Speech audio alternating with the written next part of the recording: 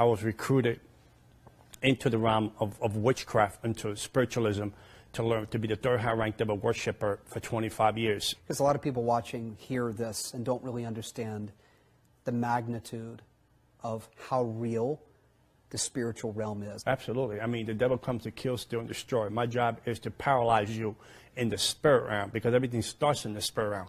If I can paralyze you in the spirit realm, then whatever has to happen in the natural won't happen. So I will operate in the spirit realm. The spirit realm is more real than the realm that we are in now, because everything starts in the spirit realm. It's more real than the oxygen you breathe. What's happening in the spirit realm? There's a war taking place. I have to keep you away from the plan of God, no matter what, at any cost. You keep saying you. So when you say that to me, I'm understanding you to mean that when you were in Satan's army, I'm going to just say it like it is. No, absolutely. You would actually take on the role of a soldier for the devil. Yes. To do what in the spirit realm? In other words, to do witchcraft, to do tarot card readings, to do spells, to paralyze their neighborhood, so the cross won't reach that neighborhood. So the people in that neighborhood will know that it was a spirit of poverty, a spirit of prostitution, drugs. I feed that spirit in the neighborhood to control that neighborhood, so the cross of Jesus Christ will not come into that neighborhood. If you're a believer, to make you believe that the Christ you serve wasn't real, he was a fantasy. The cross is a fantasy. The cross is a figure of your imagination. I was very good at that. I had like a PhD doing that. Wow. And then after that, I discredit the cross, because I have to discredit the cross, because if I can discredit the cross, you have nowhere to run to. Sure. So you were vulnerable. You were in the middle of nowhere. So now I can come and attack. It's like a lion. He chased the hurdle. He goes after the weakest prey. And then he attacks and he focuses on that weakest prey, so he brings us down. So I have to separate you from the cross. So I'm able to separate you from the cross and make it a figure of imagination. I knew that there was gateways and portals that you were open because you were struggling. So I would hold on to that and then bring you down. Well, I would sit in the church. I would go to church as a demon man and sit in the church and break the unity of the church, or break the unity of the spirit going on, so people won't get saved. Wow. What was your goal? What was the game? What was the end game? Move up the ranks as a devil worshiper. Move up the ranks. Make my daddy proud. Fulfill my assignment. Did you actually see things you couldn't explain take place? I would sit with the devil like I'm sitting you with today. I would talk to the devil all night long. He would manifest in human form. He would come into my house. The presence would change. The atmosphere would change. The room would change. Your presence was there. I saw my soul to the devil. I got the marks in my body here. I got the marks here. I got the marks here. I got the pentagram carved into my flesh. So I would sit with the devil all night long and speak to the devil, because the devil wanted fellowship. Now, John, you can appreciate that's hard to believe. I'm not questioning you. I'm saying that people watching right now are saying, wait a minute, I see that in the movies, but this doesn't happen in real life. Right. How do we respond to that? I mean, you really saw the devil. Yeah, absolutely. Sat with him, sat with demons, principality. There's two worlds. There's the kingdom of darkness and the kingdom of heaven. There's people that seen angels. There's people that had encounter with Christ. So if you can see that, then there's a devil. Sure. There's an opposite. Right. If you can't just believe part of the Bible. Exactly. You can't believe in miracles and not expect to see them. You can't believe in that Jesus raised from the dead. Right. And not believe in that kind of real supernatural world is what you're describing. Right. And you saw it. I saw it. I lived there for 25 years. I mean, you can't, Jesus talked about more about demons, cast out more demons. Wasn't that a third of his ministry? Exactly. Why do we not see more of that today? Because the church is preaching people happy. They're not preaching people free. Say that again. The church is preaching people happy, but they're not preaching people free. Christians are coming in bondage, in shackles, and strongholds, and generational curses in the pastors. And no disrespect to anyone's ministry, because I'm a Christian. I'm a believer. I'm on the side. I'm on the right side. But I can't preach you free, but I'm preaching you happy. Right. You know, it's like a sugar rush. I'm giving you a sugar rush, but I'm not really, you're not being healed. You're not being delivered. You're not being set free. Right. Well, there's a place for that. I mean, I would agree there's a place for that kind of ministry. But equally, there's a place for someone to be able to speak into a circumstance with real experience, who has experienced, lived, been deep in the demonic world, and can say to someone that is just trying to live happy, it's not a matter of state of mind. It's not a matter of just feeling happy. You've got some gateways in your life that you've got to shut. We've got to do some spiritual surgery, if you will, to get them out of the ditch that they're in. That's what you're describing. Right. And that's your ministry. And that's my ministry. My ministry is to come to set the captives free. People have forgot to know that there's a devil to fight. There's demons to cast out. There's a world of darkness that we're in a battle for souls. Sure. Who's going to win souls? Jesus is going to win more souls, or the devil is? It's really what it's all about. Exactly. You know, it is a battle for souls. Souls. Spiritual warfare is needed. I mean, the Bible says it's clear. I mean, when I read the Bible, it comes so much to life. It said the kingdom of the light. I used to project. I used to leave my body home, and I should project to go to different neighborhoods and put curses in the neighborhood, because whatever you can curse on the spirit realm is able to come out of the natural. And the only neighborhood that I was not able to curse, it was the Christian that were praying for the neighborhoods. They had a circle of unity, praying for the neighborhoods, and they used to chase me out to prayer. Wow. With one accord, one unity, praying in the spirit, casting out demons, healing the sick. People need to see the power of God against the power of darkness. And I would submit that most people watching have never really experienced the power of God. No. They've never seen what you're describing. I mean, I came from a kingdom of darkness. I had $100,000 witchcraft stuff in my house. I had human bones in my house. If I would tell you I was going to kill you in 30 days of witchcraft, I was going to kill you in 30 days of witchcraft. So today, Jesus had erased everything and took my mess and made it a testimony. Wow. And now I'm educating the body of Christ that there's a devil out there that we need to fight. I'm educating the church, the spiritual warfare. We need to stay free. You know, not only, yes, we're freed by the cross, we accepted Jesus. Accepting Jesus gets you into the game, by the way. Mm-hmm. It gets you into the game. Now you have to walk out your Christianity. Mm-hmm. You don't get saved, in other words, and it's all happy from there. Right, it's not all happy. You get saved, and then the real battle starts. There's devils that's trying to stop your purpose and your destiny. There's devil that's trying to give it an abortion. An abortion by how? But you have a purpose and a destiny that is in you, that God already put in you. He's trying to abort that baby. He's trying to abort that purpose and destiny so you won't reach the cross. You won't reach God's very best. Where there's high crime, prostitution, killing, that's not just the work of people that make bad choices. There's an actual spiritual influence, a demonic force at play in that city. Maybe it's on somebody's job. Right. Maybe it's in a home.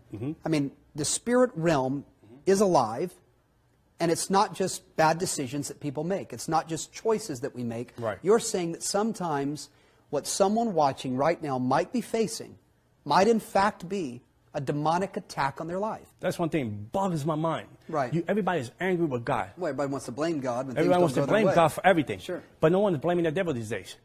The church, everybody's blaming God. I didn't get my boyfriend. I didn't get a girlfriend. I didn't get married. I didn't get a car. I didn't get the promotion. Everybody's blaming God. Right. No one's blaming the devil. Do you believe that people watching right now that are facing the challenges of life, and not just everyday challenges, but grips? Grips. Their bank account's empty. They are fighting every day with their spouse. They just went to the doctor and found out they had a diagnosis of some disease. Maybe they have inflammation that won't go away. Maybe they're angry all the time. They're frustrated all the time. They're depressed. They see no hope. All they see is negativity. Do you believe that the devil could be work right now in their life? Oh, absolutely. You know, let's put it there. If it was something natural, you can fix it. If it's something natural, it's easy to fix. You can put it together. It might take you some time, but you can get a remedy for it and get it fixed. Whether it's a cold, sickness, whatever, situation in your life, situation at work, situation in your marriage, you can sit down with your wife, talk it out. You can fix it. But if it's something that you can't fix, that is over your head, but you try every situation possible to fix it, and you can't fix it, then there's something more at play. there's more to it. It's called supernatural. The devil studies you. The devil is more real. The kingdom of darkness is more real than the oxygen we breathe. He studies you. He have an assignment. The Bible said the devil goes as a roaring lion to see who he can devour. In the book of Job, God asked him, where do you come from? He said, I roam the earth back and forth, looking for an opportunity to see who I can bring down. So the opportunities, you can give your opportunity to God or you can give it to the devil. Wow. Choose who you give it today. You can give your life to God or you can give it to the devil. So whatever circumstance you give to, if it's the circumstance of darkness, it's like people, have you ever seen families, this guy's a baseball player, son become a baseball player, generational blessings, but there's generational curses too. They, my father was an alcoholic, now I'm an alcoholic. Right. So devil knows where to hold on to. He knows where is the weak link. He knows what is the open door in your life. So if someone is struggling with addiction, if they can't seem to break free of it, you're saying that could be demonic influence. Oh, absolutely. 99.9, because if it wasn't, he could get free in the natural. If I'm struggling with something natural, and I'm struggling with something natural, I can get free because it's natural. I can overcome it. What do you say to people where they ask the question, isn't it just a state of mind? Maybe I'm just chemically addicted, Maybe I can't break free just because it's just, I'm addicted. I pray for this young man, right? He was 26 years bound in schizophrenia. 26 years, chemical imbalance. He's free today. manifested. I mean, from his medication, he had 9 medications of different kind. And today, praying with him and a wonderful brother in Vegas, Shannon, him and I prayed for this brother consistently. We prayed for him about 15 to 17 times. We did deliverance. This brother today is, the doctors are dumbfounded. They cannot understand how this man is sound in his mind today. Other areas I explained, the finances and marriage relationships and these other things. Could there actually be a stronghold in people's lives watching right now that they're not aware of? Exactly, because sometimes people are not aware, sometimes out of anger, out of frustration, people speak things into the airwaves. Explain that to me. You talked about gateways in your book. You talked about in your book how you can open gateways and give the devil access into your life to wreak havoc in your life. Right. Explain that, if you would, for me and the people watching. Say if I was married, right, and me and my wife had an argument, and I told her, I hate this, I hate that, I can't believe this, I hate those kids, I hate you. Why you make this bad decision? You're no good for nothing. I can't wait to get divorced from you. The devil, bang, jumps on that opportunity. He start increasing that temper. He start increasing that circumstance in your house. He start to the point that you lose life in your house. You lose life in your kids. You lose life in your marriage. Now you start getting attracted to other things because you have opened the door, because what you speak is what you become. And so our words really are powerful. Very powerful. And the devil understands this too. I said, well, maybe I'm not like the next guy. He's caught up in pornography. Or I'm not like the next guy. He's cheating on his wife. Or I'm not like the, you might categorize your sin in categories. Got it. God sees sin as sin. Got it. One sin can keep you away from heaven. It kept Adam away from the garden. One situation. It kept Esau, one bowl of soup cost him his birthrights. One situation can keep it. The devil can use one situation to hold you from God's very best. And you might think it's light. He can use a situation as a gateway, you described. As a gateway, as a portal, to get a grip, to have an asset, to have a stronghold in your life. And what does he do with that stronghold? What is his mission? The obvious, to keep us from heaven. But the devil, as you described, is doing so much more than that. It's not just on a mission to capture our soul, to keep us from our heavenly home. Amen. He's on a mission to destroy our life here on planet Earth. And that stronghold has to come down.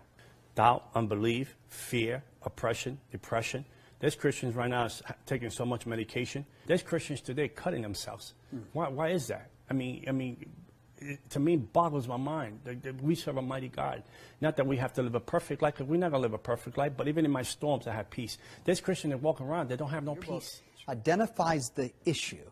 Exactly. Which at its core, as you describe, out of the devil's cauldron, is an enemy at work that we cannot see in the natural. In the natural. But is very much there in the supernatural realm. Very much active. He is on assignment to keep you broken down, beat down, broke, depressed, living in fear, living in pain, diseased, and that's not God's plan for you. Absolutely not. That's never God's plan for you. There is a kingdom of darkness, but there is a kingdom of light that is here for you today that can set you free.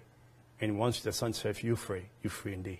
Put your faith in the right place. Put your hope in the right place. Submit yourself to God. Give yourself to the Lord. Let God set you free. Because the bottom line is that there's an enemy out there to come steal, and destroy. So I want people to understand that the book is not about me. It's never about me. The book is about, my Pastor Carter says to me, for the souls of men and the glory of God. That's why I'm here for. That's what God saved me for. That's good. To open up the eyes of the believer, to open up the eyes of the unbeliever. If I have to suffer for 25 years so you can get your freedom, so be it. Well, what are you wanting people to get from this book? What are you wanting them to understand that they can apply to their life? One of the things I say is the book is never mine. The book belongs to God. I want people to know that there's a spiritual realm, that you don't have to be in the condition, in the state that you're in. This book has impacted people's lives. This book has touched people's lives, transformed people, by opened people's eyes. People gotten saved to this book. People have gotten delivered from witchcraft to this book. So it's supernatural. It's not me. It's not about a man. It's about the man, Jesus Christ, that can set you free, that can put you in a life, like you said, a life of purpose. Even when you go into trials, you still got peace. Shalom, nothing missing, nothing broken. Every fragmented pieces together. Only God can put the pieces together. So we are introducing someone saying this is just a vehicle that God can use. They bring your life to a place of not only abundance, but a life of peace. Shalom, nothing missing, nothing broken. You don't need to be in a place of entrapment where you can be in a place of freedom.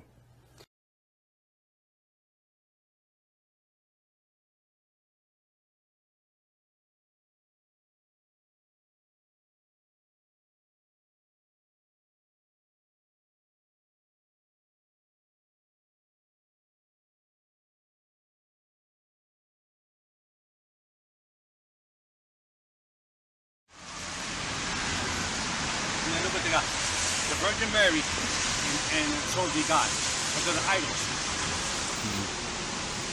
And this is supposed to be Michael, the guardian angel. Or it's not even Michael. You know that, right? And look, Santeria, all the witchcraft. And this is the stuff I have, the caldero. This is the caldero.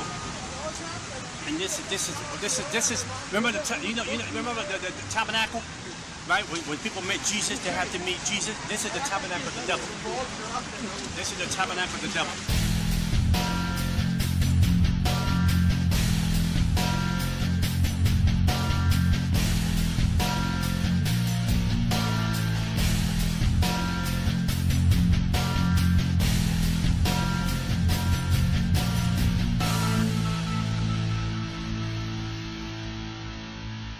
I grew up in a neighborhood that, first of all, the first killing that I experienced feet away from me when I went to go and get a gallon of milk was only 10 feet away from me. They shot the guy like 7 times. They shot him 7 times. As a young boy, I seen killings after killings after killings.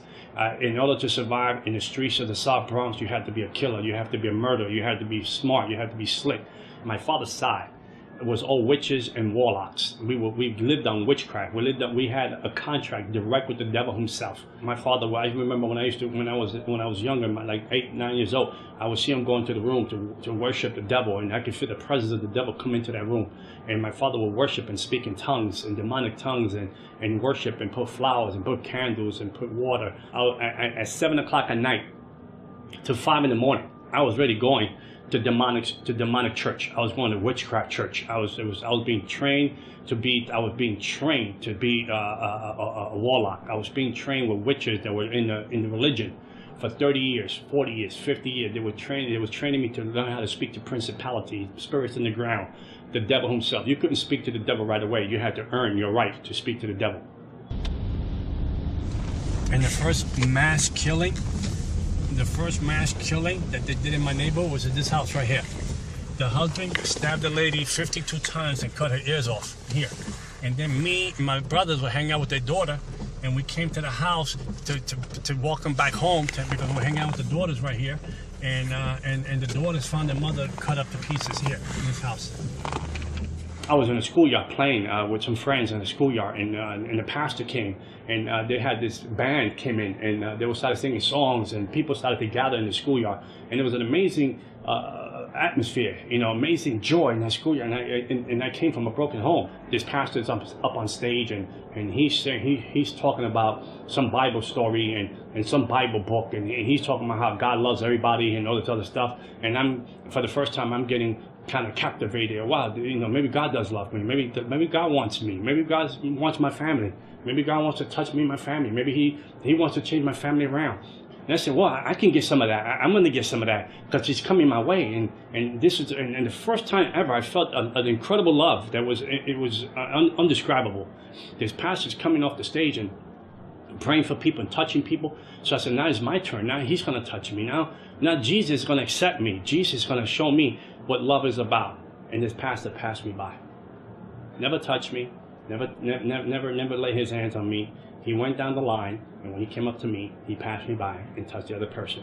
And I said, well, Jesus don't love me either. My dad don't love me. Jesus don't love me. We come from a broken home. Jesus, He likes the fact my mother gets beat up. He likes the fact that me and my brothers go to bed hungry. He likes the fact that, there's no heat in my apartment. He likes the fact that when we go to school, we reject misfits in school. So this Jesus guy, he's just like my father. He's no difference. He's just like my dad. So I went home broken. I went home sad. I remember that a week later, 2 weeks later, I was at a schoolyard, hanging out, playing with a friend of mine, and I heard something fell and hit the ground, and it was a voodoo necklace. So I took the voodoo necklace. It had many colors. I took it, I put it on, and the necklace was my first contract with the devil. We went to a tarot card reading, and when I went to the tarot card reading, as a little boy, at 10 years old, we went in. The lady that was doing the tarot card, the witch lady that was doing the tarot card reading, she got fascinated. Her eyes was fixed on me, and she told this boy, we want him. The reachers, which is Santeria, Awana, spiritualism, which is spiritualism, espiritismo in Spanish. Santeria is they call it worship of the saint, but it's not worship of the saints, worship of demons. We want him, and if you don't give it to us, he's going to lose his eyesight in 30 days. So my mother was so desperate as a mother. My mother sold her furniture. My mother sold her bed. She sold her bedroom set to get $250 to do my first ceremony, because this lady put so much fear in us, so much fear in my mother, that my mother had to sleep on the floor because there was no bedroom for her to sleep into, because she didn't want me to lose my eyesight. So they initiated me to the dark side at the age of 10 years old. So the first love, the first encounter I had as a 10-year-old boy with the devil showed up and took the offering of giving my life to him, and they put 5 beads around my neck, the 5 worst the 5 worst demons of principalities that are under Satan. They put them right under my neck, which is Santeria. They put them right under my neck, and they said, these are going to be your spiritual guys, and this is going to be your guardian angels, and they're going to take care of your life from now on. This is the building, this corner building here. It used to be almost abandoned, this corner building here. It's in the book.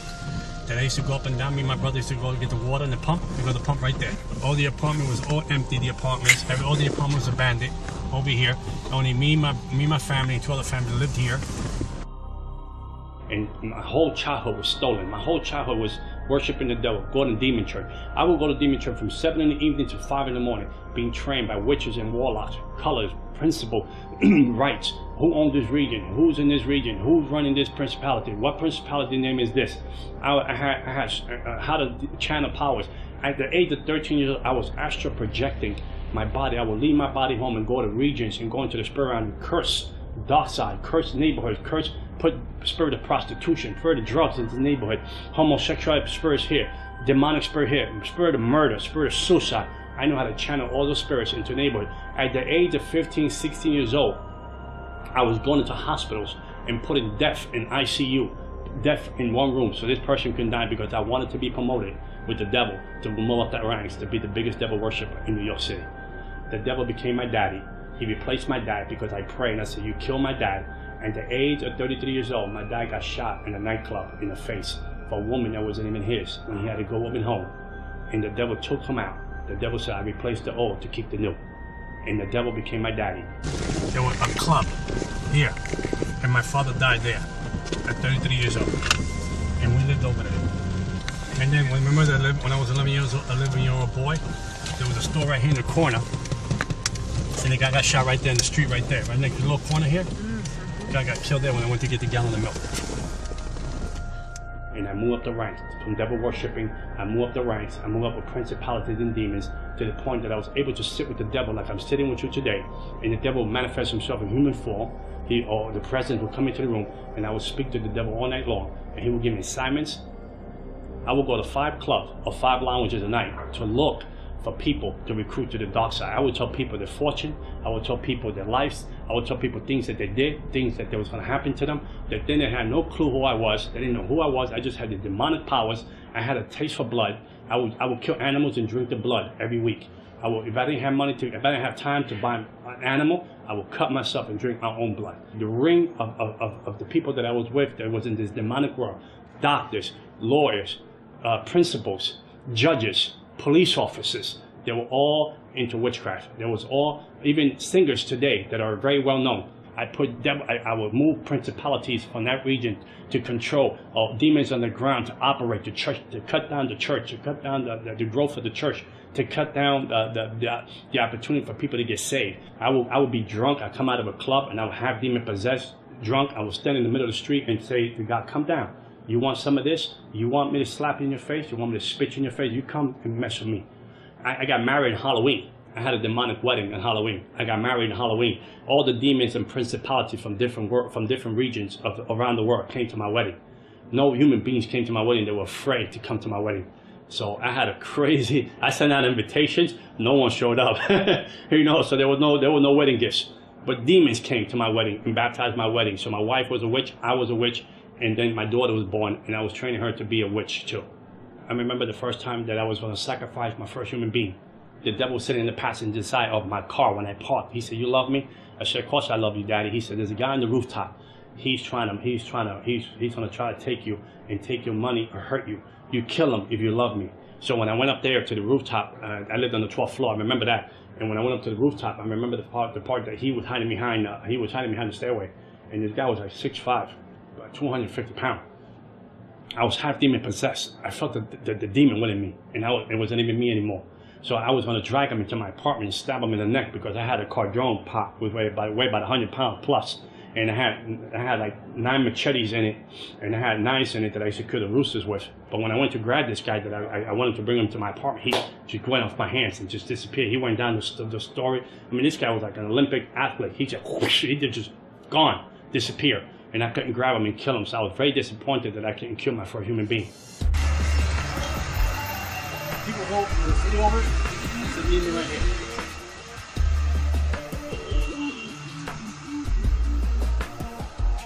There's a demon that runs the gates of hell. This is the one I was telling you about, that is in my book. It's a little demon. Here's another one. This is the demon that runs Haiti.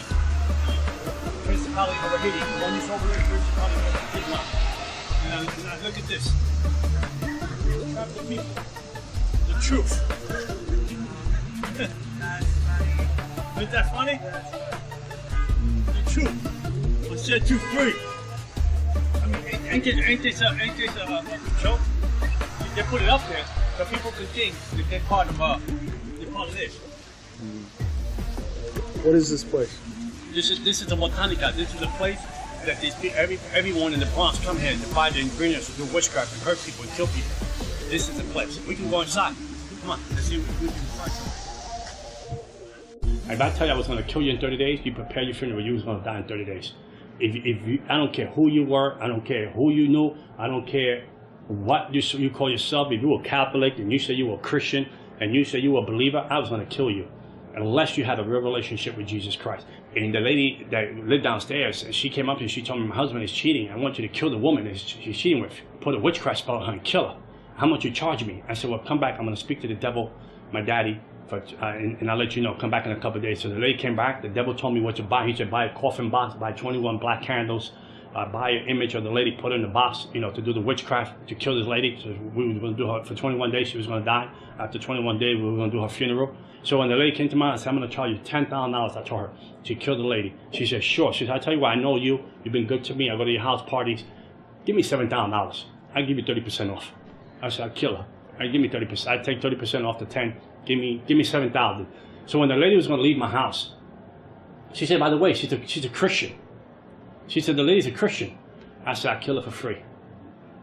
I said, I don't need the money. I said, I'm going to kill her for free. I'm going to teach these Christians a lesson that they're going to learn. I'll kill her for free. I told her, I don't want your money. I'll kill her for free. So I did the voodoo thing. I did the witchcraft thing. And 21 days went by. The lady didn't die. A month went by. The lady didn't die. And I was like, wow, what's going on? I mean, my reputation's on line. So I called the devil. I called the demons that was signed. I increased the witchcraft. I increased the witchcraft. I doubled the witchcraft on it so she can die like overnight. Nothing was going on. Nothing was going on. I was home at night and the devil shows up. And I feel the presence that the devil comes into my house. And then the devil told me, we have to abort the plan of the lady that you want to kill. And I said, why would we want to abort the plan? My reputation on the line. I'm a witch. I'm a warlock. If I don't kill the lady, they're going to think that I don't have any powers. The devil said, you don't understand. The God that she serves said, don't leave her alone. Don't touch her. And I said, who's this God? She said, the God that she serves. So I was so angry. I said, no, but let's get one more week. Let's kill her. And he said, no, the God that she serves said, leave her alone. From the witchcraft that I did to the lady, she should have been dead in less than 21 days. How you doing, man? It's going to grab me when I see it. This is Jezebel. This is Jezebel religion. This is how it works. See, these statues here, this here don't mean nothing, but it's the demon behind it. So in order for me to identify to this has to be created because I can't identify to a spirit. I can't identify just because the spirit, we don't have nothing in common. I'm humanity. A spirit is immortality. A spirit is a spirit of demon. I can't relate to it. So in order for me to relate to it, he has to put this guy in the middle so I can relate to it because he's human form. He looks like a human being. There's a story behind this guy, so now I can relate to him. So the demon operates to him. You understand? Same thing with these guys. And then they give themselves names and days and birthdays. They say these are how the American Indians get caught up. with demonic forces, and they get caught up into the occult. These are the entrapment of the Native American Indians. But those are statues that the people that use to camouflage the demonic ways and demonic religion. There's nothing here that is holy. There's nothing here. The only thing that's holy here is us standing here. What happens in this place? Like this what? Place here in the back, they do witchcraft, they do voodoo, they do witch spells in the back, they do cleansing in the back. Over here, all these demons, they want you to buy these statues so you can take the demon home. So like the prayers. So they make you believe that you pray to God. Look, see, I used to use this book for selected prayers. They make you think that you're praying to God, but these prayers are not God. They're not godly prayers. There's nothing in the Bible. They say nothing about the Bible. The crucifixion.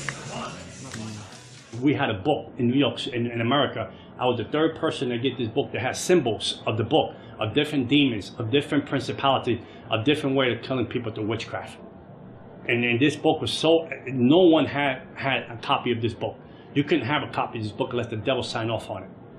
And I was the third person that received that book. And I would take symbols from that book and do witchcraft to people and put people in make people lose their mind. I put witchcraft on people, make people get diseases out of nowhere. I put witchcraft on people, make people get leprosy. I put witchcraft on people, make people get cancer. I mean, I did witchcraft to people. I gave people miscarriages. I gave people abortions. I put people in hospital for surgeries that didn't even have to go surgeries.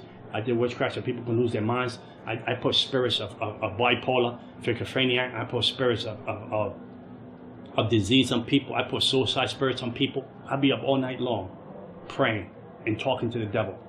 When Christians can't even go to church for 1 hour. When Christians can't even pray for 1 hour. The spirit realm is more real than the natural realm. And we fail to see that. And whatever is not covered with Jesus Christ is an easy target to bring down. Like the atheists, I can kill them easily. They were easy to kill. The Jehovah's Witnesses were easy to destroy. Moment later, it was easy to destroy. The people that will walk around and say we don't believe in the devil, they were easy to destroy because they will not seek any spiritual help. I remember the time that Nicky Cruz group came into my neighborhood, and it's called Truce. They would come and do drive-bys in my neighborhood. They would do like worship, and then they would preach a word and go to another corner and do the same thing. And I came after this group to try to bring them down. This group, and they were young kids. They were like 18, 17, 16, 20. I mean, so I said, how dare they play this junk, this filthy music in my neighborhood? Today we call worship. This filthy music in my neighborhood. I'm going to go after them. I'm going to destroy these kids. So when I went up to where they were at, there was a wall of fire around them. I couldn't penetrate and touch them, and there was something pushing me back. Every time I tried to throw demonic forces again, there was something that would just push me back, and I was able to touch these kids. And I said, there was something here. It's not right. Something is not falling into place. So I walked away and I left them alone. I didn't want to deal with them. I said, okay, they won this first round. So there's obviously spirits here watching us. Yeah, watching us. Right? Yeah, of course they're watching us. Yeah, and so we're all protected. We're protected. Yeah, we're under the blood, brother. They're none like the blood of Jesus. Okay. Amen? Yeah, we're all good. protected, but there's nothing that can touch us. Because Job said, what we got a hedge of protection around us. Right. And we can walk into this place and we can chase demons out of here. We can curse this place to the ground in Jesus' name, and there's nothing that the devil can do. I mean, I had so much money, beautiful cars, beautiful woman. I had it all. I lived in the world that people, my neighborhood, they were terrified who I was. They said, if you mess with that guy, your family will die. If you mess with that guy, he don't need a gun. He'll kill your family in his sleep. My daddy was awesome. My daddy was, he gave me powers beyond I could imagine. He gave me powers that people had fear of me. The police had fear of me. The securities in my neighborhood had fear of me. People that knew that I was the devil's, they would call me the devil's son. I brought Christians to their knees, not to prayer, because they had no power. It wasn't because your God wasn't all powerful. Don't get me wrong. Because your God was all powerful. The vessel was weak. The vessel had no prayer life. The prayer had no fasting life, and they had no relationship with God. There was a form of godliness in the person, but no power. The person was weak. The person had nothing going. He had a Bible, he had the right suit on, she had the right dress on, but there was no connection with Jesus Christ. Because you was out of his will, you was out of his promises, and you was out of his divine purpose. And I had you, I own you, I had you as a slave. I broke you, I put witchcraft on you. I kept doing that to Christian after Christian after Christian, after families, after churches. I chased everything down that represented the cross of Jesus Christ.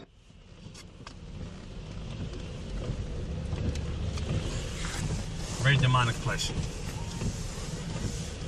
So that place has an effect on the whole neighborhood, you were saying? Oh yeah, of course. Oh, that just had this whole region on lockdown. That's the devil's throne. We just went into the devil's throne. That throne business since the 80s. And then they go there, spend $100, $200 buying all these things, and then they broke. They're on welfare, public assistance, but they got money to buy all this junk. They think their life is going to get better. They think that their life is going to improve. They think that they're going to make progress in life. They think that they're going to break generational curses. They think they're going to break, vex spells, voodoo. They think they're going to break all that. And basically, God said, I'll do it for you for free. Just give your life to me, and I'll set you free. But they don't want that. That's too difficult for them. That's too complicated for them. But they can walk into a place like this and drop $200 to think that their life is going to be free, and they're going to live a life in abundance. I had contact with the principality that runs Haiti. His name is Candelo. I had contact with him. I had contact with demons in Miami. I had contact with demons in Africa. I had contact with demons here in New York City, principality that run the crossroads of the world, here on 42nd Street. Okay, there's a different principality that run the crossroads of the world here on 42nd Street than the ones that try to run here in this neighborhood. I didn't have a conscience. I remember I did witchcraft to my brother and I put him in jail for 5 years. The witchcraft I did to my own brother, my own flesh and blood. I did witchcraft to him. I put him in jail for 5 years.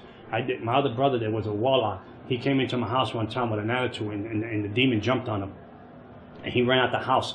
He couldn't hold the pain in his stomach. My mother can bear witness to that. I did so much ceremonies in my body. I did so much ceremonies in my body. The last ceremony I did was not only sell my soul to the devil. I did a ceremony that I had to swallow animal blood and gunpowder. It was called Sansi. Sansi is a ceremony of Haitian and French that you do the ceremony with a demon. So when I go to people's houses and eat, they can't put witchcraft on the food. I did that kind. I did all the ceremonies you can do. I knew I would go to demon church. And every year, we would have a meeting, a secret meeting. All the high witches and warlocks would have this meeting to find out what principality we were going to usher out and bring in to run the region. We were more organized than the church itself. The kingdom of darkness was more organized than the Church of Jesus Christ. We knew how to do ceremonies. We knew how to do things before the year was over to prepare ourselves for the next year. When Christians couldn't go to church and pray for 1 hour. When Christians could go to church and have a consistent relationship with God. I even took a sabbatical from witchcraft, and the devil punishment took my eyesight for 1 year. I was completely blind for 1 year, registered with the Commission of the Blind. I was completely blind. They was training me to use an eye-seeing dog, and they was training me to use one of these sticks that you use that you walk the streets with. My mother took care of me for 1 year. My eyes went black, and a mist of gray went over my eyes. I was completely blind, and when I gave my life back to the devil, after 7 surgeries, the devil gave me back my eyesight, and I could see again. And that was my punishment for taking 1 year off. I wanted to take off. The devil said, "You want 1 year off? I'll give it to you." He took my eyesight, and that's the world I lived in. If you mess with the devil, he'll kill you. He'll kill your family. It was a fear that will grip you beyond measure. That you could not leave this religion. You could not leave Santeria. You could not leave Palamanyumbe, and you could not leave spiritualism. The doctors could not explain how I lost my eyesight. Meanwhile, Christians, and I was like, what Christians do bad? And Christians sometimes miss the mark. And the only thing that shows up in their house is grace and mercy. When you show up with the devil and you do something the devil don't like, he kills someone, he kill your family member. And I remember the devil warned this lady. She said, you can't be with that person no more. And she didn't care because she was in love with the person. The devil, demon possessed a homeless guy in the street. He took a hammer, hit her 17 times over her head, and killed her. One day I was sitting home, and it was amazing. I came from a nightclub the night before. I was sitting home watching a show called Jerry Springer. I know, the crazy show. People beat each other up. I get joy out of that. I was getting joy out of that, laughing. For the first time, I heard a voice say to me, "Son, I am coming soon. What are you going to do with your life?" An audible voice shot from across the room. And I thought it was the TV that was talking to me. And I said, no, it can't be the TV, because these people are beating each other up. This voice. I knew the voice of the devil. I would sit with the devil like I'm sitting with you today. And he would come into human form. He will come in the room. He'll come in sometime. The presence of him will come into the room. The atmosphere changes. And I know he would sit with me and he would talk into my conscience, and we would talk back and talk all night long. I knew that too. I knew it like you know the back of your hand. I knew every demon, every principality that ran the region. Ran everything in America, everything in Canada, everything that ran. I knew every principality that ran, every occult, Wicca, New Age, Buddhism, Islam, Santeria, spiritualism. I knew every principality that ran. I had a contract with every principality with them. I had straight A marks for every principality, every demon on the ground, the devil, Jezebel. I had new demons that I can't even tell you the name because you won't know who they are. I knew them all by name. And this voice was very different than any other voice. When I heard that voice come out of nowhere, it came out of the air, the voice. And I went into shock. And then I saw a vision from the other side of the apartment that the sky was on fire and people underneath. I saw people running for cover, but there was no cover where to hide. And I said, why would I see that vision? So I shook it off. But I remember I went to sleep, like a deep sleep. Someone put anesthesia, and I went to sleep. I ended up in a train full of people. I couldn't believe it. I was in a train full of people. And this train was going faster than you can ever imagine. I'd never been on something this fast on earth. And it went into hell. And Jesus Christ took me to hell. And when I got to hell, the doors opened. I mean, there was a slam in the doors. There was an unspeakable echo. The doors opened. And there was heat that came out of nowhere. That I felt like you were going to suffocate, the heat that came out. And I ran in, I got out the train, and the people in the train, they had no faces. But you could see the fear on the people on the train. You could feel the fear, the impact of the fear that they were going to a place that they were never going to return. And the place was packed. And then I tried, I said, I can't die here. I said, I can't die. This is not for me. I wasn't born to be in this place. I was saying this to myself. I was not born to be here. So I tried to find like a tunnel in hell. And I was walking to the tunnel. I was trying to run to the tunnels in hell, try to find a door, maybe a window, maybe there was a gap somewhere that I can come out and come back to reality. But there was no gap. And I remember, as the more I went into the tunnels, the more the fear gripped me. The more the suffering. I heard suffering. Darkness drapes over you. This fear drapes over, like you're wearing a garment. This fear drapes over you. It's something you can't even control. You have no control over. It's something like it grabs you. That it don't even let you go. I couldn't see the hand in front of my face, but I hear the wailing. I hear wailing. Like, you ever hear like a kid wail and an animal wail at the same time? Like, it's like that kind of wailing. It's undescribable, and it was a heat and a smell that was like if you was like in the sewers of the gutters of New York City. But I mean, but crazier than that. And then I came to a part of the tunnel. The devil showed up. He said, I was your daddy. He spoke to me the amount of time. I was your daddy. I gave you everything you needed. I took care of you. I blessed you. I protected you. I killed people for you. I did everything. I gave you powers. I gave you a name in the kingdom of darkness. I gave you a name. When people came against you, I destroyed them because I knew that you were going to be the vessel that I was going to use to move my kingdom on the earth. And now you want to leave me? Now you want to betray me in demonic tongues? And I'm talking to him back in demonic tongues and telling him, no, I'm not leaving. I'm just confused. I don't know what's going on. And he said, no, I know what you're going to do. You're going to leave me and you're going to expose my religion. You're going to expose who I am and how I operate in the spirit realm. Because I taught you things that I never taught no one else. I show you things. I trusted you with the things that I needed you to know so you can further my kingdom. Because I wanted to use you in a greater measure way. And the confused, he went to grab me. As he went to grab me to destroy me, the cross of Jesus Christ appeared in hell. I didn't understand how a 3-foot cross appeared in hell when I was wearing the blue shorts and a t-shirt. And I put it on him. And when I put it on him, the devil melted like he was an infant. Like an infant, he melted and fell on the floor, like no powers. So I took that opportunity and I ran deeper into the gates. I ran deeper into the tunnels of hell, hoping that there was a door. My hope was there was a hope in the hope at all. There was no place to say, I'm coming out of here. This is it. This is the end. I had a fear that gripped me that I was undescribable. I never felt a fear like that. I never felt a despair. It was the opposite of what heaven is. It was opposite of joy. It was opposite of gladness. It was opposite of peace. It was opposite of light from darkness. It was a place of torment, a place of, if I'm here, my family don't know I'm here. My daughter don't know I'm here. How would they find me? How would they look for me? So as I went deep into the tunnel of hell, hoping that there was a door, a window, a crack somewhere that I can get out, the devil showed up again, and now we'll destroy you. So what I did was, I told him in the demonic language, I got these marks. These are my contracts to protect me, to destroy you. He said, fool, I gave you those marks. Those are my marks that I own you. I own you. No one owns you. I do. And you're going to live for me or you die. And when he went to grab me the second time around, I said, it's finished. I said, this is it. He went to grab me the second time around. The cross of Jesus Christ appeared in hell. There's no greater love than the cross that will come for a sinner like me in hell. So when David said, if I make my bed in hell, he knows I'm there. Grace and mercy showed up in hell. Grace and mercy knew my address. Grace and mercy have a plan for my life. To my unspeakable, demonic, selfish ways, arrogant, self-centered ways in hell, when I was done for the count, Jesus Christ loved the misfit.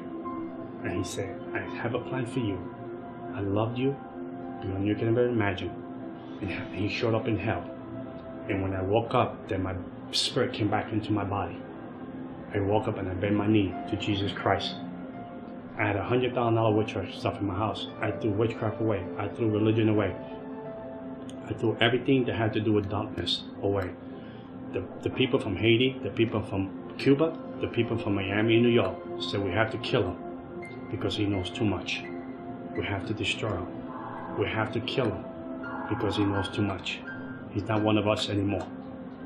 And they came for the kill. They did their best. They came for the kill. I would sleep during the day. To a stay at night when the demons show up and tormented me for 30 days. They tormented me for 30 days. They would grab me by my throat, pick me off my bed. The room would go cold. I would lay in my bed. I felt another person lay next to me, ice cold, another person. I would look like this and I can feel the presence of that person. It was the devil himself right in my bed. For 30 days, on and off, tormenting, torture, trying to steal my mind, trying to rip my soul out of my body, trying to rip my spirit out of my body. I would tremble at night, like never trembled before, 30 days, and I would cry out. I didn't know how to pray. I said, Jesus, Jesus, Jesus. Didn't know how to pray. I said, maybe I pray like my sister prays. I heard her in church, she prayed this way. I heard that person pray this way. I would bring all these prayers together to try to put them together like a puzzle, to try to fight for my life. And one day I was in church worshiping, and I would ask the Lord, why are you letting people, why you let this happen to me? And one day I heard the voice of God again. He said, I wanted to see how much you love me. And he said, I wanted to see how much you trust me. And never again, I was tormented by the devil. And I became an evangelist for Jesus Christ. 14 years serving the Lord, and I will never trade it for nothing in the world. And I know that in Sowen Hallelujah Boulevard, there is a mansion for John Ramirez. And one day it says, welcome home, well done, faithful servant. And I tell you, there's nothing. I'm not talking about Christianity, I'm talking about relationship with Jesus Christ. He is my Lord and Savior. He is my beginning and end. No weapon formed against me will ever prosper. I died when Jesus said I go home. Not because of a witch, not because of a person, not because of heck, voodoo, vex, incantation, none of that can separate me from the love of God. $100,000 of witchcraft, selling my soul, marks here, marks here, marks here. But the biggest mark is here. It is the love that I have for the cross. And nothing like the cross of Jesus Christ. And I tell you this, and I end with this. I was cursed, I became blessed, because the one that was blessed became a curse for me. And I switched daddies. And my daddy sits in the universe. And he loved me beyond I could imagine. And that love now I can give to my daughter. And my daughter today, she's a born-again Christian, graduated from college, psychology major. And I know that God's going to use her in a greater way. Because the baton that I have, I will pass to her, the right baton this time. And I know she'll do a greater exploit than her daddy. And before I leave the earth, people will know that John Ramirez was here because he served a mighty God. Amen.